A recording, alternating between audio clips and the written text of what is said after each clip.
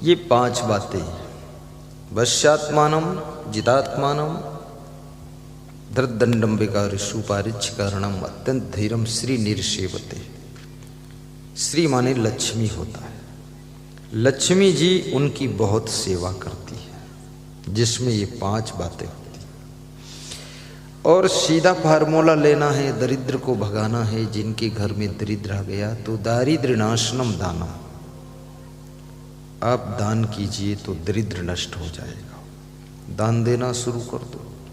गौ सेवा के लिए दान करो, मंदिर के लिए दान करो, धर्मशाला के लिए दान करो, अन्न क्षेत्र भंडारा के लिए दान करो, कुंभ मेला में दान करो। जितनी औकात, जितनी क्षमता उतना दान करो। देखिए दान तुम्हारा बहुत बड़ा धनवान बनाने का काम करेगा। ये बिल्कुल जांचा परखा फार्मूला है। दान में बहुत बड़ी ताकत है, इसलिए दान करना चाहिए। गरीबों के लिए भी दान करो, कपड़े भी दान करो, रक्त दान करो, समय दान करो, श्रम दान करो, अन्न दान करो, धन दान करो, सामान दान करो, गौ दान करो, गाय भी दान कर दो। दान करने से तुम्हारी उन्नति होगी। कैसे होगी? क्योंकि जो दान करता है, कौन करता है? जो लोभ को मार पाता है वही दान कर पाता है। लालच कुछ किसी को देने नहीं देता है। और लालच जो है पाप का बाप है, और पाप का बाप तुम्हारे साथ है तो पापी तुमको बनाता है। तो पापी को कहाँ कुछ मिलने वाला, पापी तो दरिद्री हो जाएगा। इसलिए पाप के बाप को पहले मारो। तो पाप का बाप है लोभ। और लोभ को कैसे मारोगे?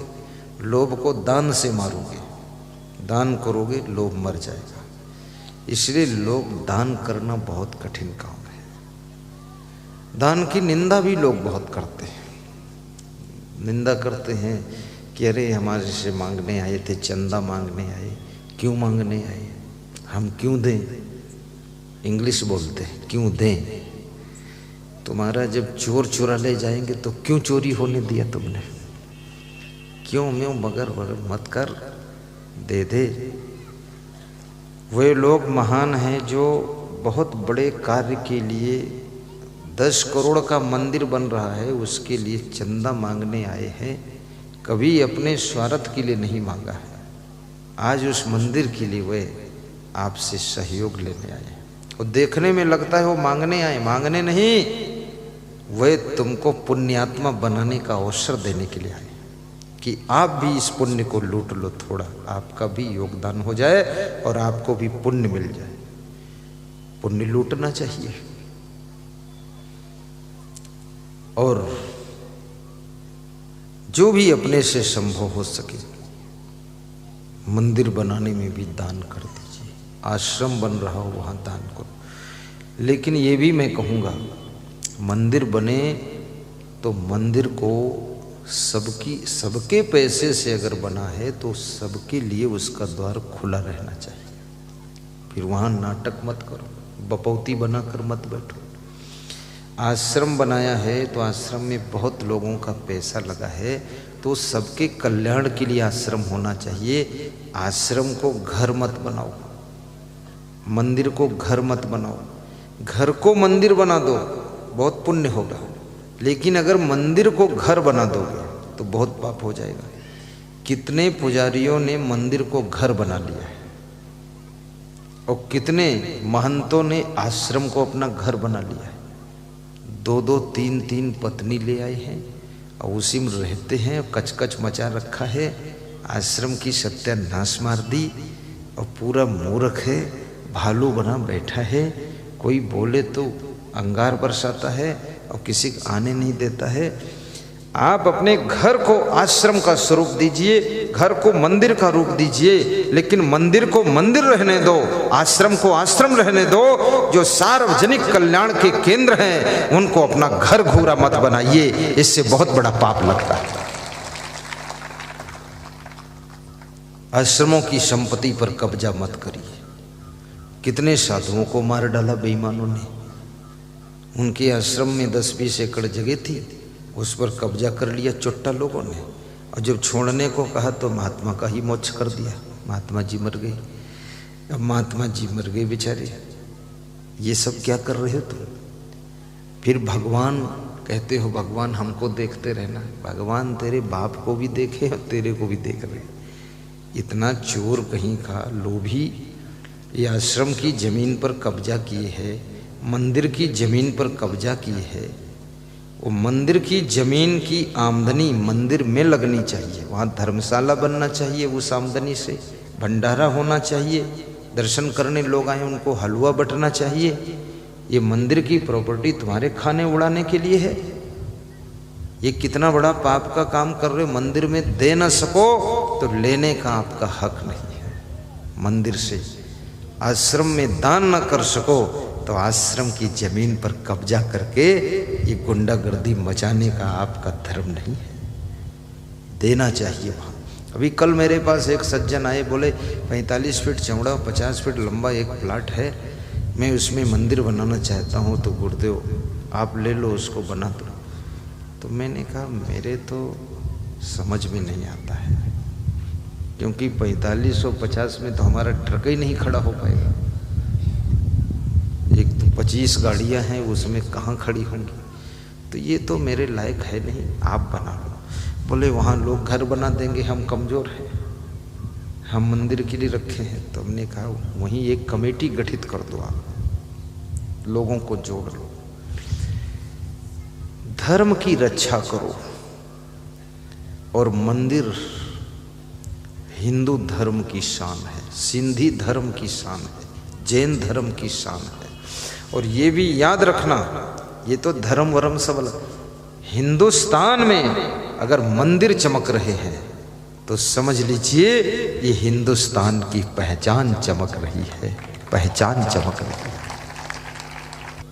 बहुत प्रोग्राम में किया हूँ, 20-25 दिनों से यही देख रहा था मैं, कहीं बादल कहीं कुछ, लेकिन उमरिया में न जाने क्या हुआ है, बिल्कुल चमक रहा है मौसम सा, बहुत अच्छा है। और कौशल ने कहा था मेरे गुरुवर आएंगे, जिस दिन प्रवचन शुरू होगा मौसम चमकेगा, कुछ नहीं होगा गड़बड़ कुछ। बहुत बड़ी बात है। अब ये प्रकृति के साथ मुझे दांव पे लगा दिया उन्होंने। प्रकृति ने भी मेरी लाज बचा ली, नहीं पानी बरसता तो कहते कि गुरुवर मेरा कमजोर है, लाज बच गई। किसी घर में एक लड़का भाग गया था, महीना भर नहीं आया, तो उस लड़के के माँ बाप ने कहा आज अगर मेरा पक्का गुरु है सच्चा, मेरे पर दांव लगा दिया, तो बोले आज 5 बजे शाम तक जरूर मेरा लड़का आ जाएगा। अब मुझे पता भी नहीं वो दांव पे लगा दिया। वो लड़का 4:45 पर आ गया, मेरी इज्जत बच गई। एक स्त्री का पति बीमार हुआ, हार्ट अटैक का ऑपरेशन, डॉक्टरों ने कहा बचना मुश्किल है लेकिन ऑपरेशन कर देता हूँ। तो वो बैठ गई गेट पर, जहाँ ऑपरेशन हो रहा था उसी के बाहर गेट पर हाथ जोड़ गए, बोले मेरे गुरुदेव असंगदेव मेरे पति को बचा लेना, जिंदा ही निकलना चाहिए, मरा न निकले। अब मुझे पता भी नहीं, बोली वे सच्चे गुरु होंगे अगर आप तो जिंदा पति निकलेगा। तो वो निकल आया, जिंदा बच गया, और एक पुत्र का जन्म भी हुआ बाद को। अब वो तीनों दर्शन करने आते हैं, कहते हैं कि वास्तव में गुरुदेव एडवोकेट थे, वकील थे, और वास्तव में यदि आपका गुरु तपस्वी है, सच्चा तप किया है उसने, तो आपकी मनोकामना भी पूरी कर देता है। श्रद्धा से अगर उसका नाम याद करते हो, आस्था के साथ उसका स्मरण करते हो, तो आपको उसका सहारा काम आ जाता है। मैं बहुत बार कुछ ऐसे कष्ट में आया तो मैं अपने गुरु को याद करता हूँ, हे क्षमा देव, मेरे को और तो कोई कष्ट नहीं आया, एक ही कष्ट आता है, वो मंच पर ही आता है प्रवचन में। कभी कभी रात को ज़्यादा जब कार्यक्रम पधरौनी हो जाते, जागना पड़ता है, तो मुझे मंच पर नींद आती है, यहाँ ब्यास गाती, क्योंकि बहुत जागा हो तो निद्रा आती। जब निद्रा आती है तो मैं क्षमा देव को याद करता हूँ, हे क्षमा देव, क्योंकि नींद में प्रवचन तो नहीं होगा, कृपा करना आज का प्रवचन बिगड़ने ना पाए। बहुत जागा हूं, उस दिन का प्रवचन बहुत अच्छा हो जाता है। क्योंकि मेरे सामने ये प्रवचन की बहुत बड़ी चुनौती है, क्योंकि आप लोग इतनी दूर से आस लेकर आते हैं, प्यास लेकर आते हैं, तो कम से कम गुरुदेव क्वालिटी का प्रवचन तो सुनाइए, जो आपके काम की बातें कुछ हो। तो गुरु के प्रति निष्ठा रखो। एकलव्य ने गुरु की मिट्टी की मूर्ति बना करके, द्रोणाचार्य मान करके, चरण छू करके बाण विद्या सीखी थी। पूरे हिंदुस्तान में 1 नंबर का धनुर्धारी एकलव्य बना था। तुम्हारी श्रद्धा से सब घटित हो जाता है, इसलिए आपकी श्रद्धा बहुत बड़ी होनी चाहिए। श्रद्धवा लभते ज्ञानम तत्परः संयतेन्द्रिया, ज्ञानम लब्ध्वा पराम शांति मचिरिड अधिगच्छति। श्रद्धावान बनो।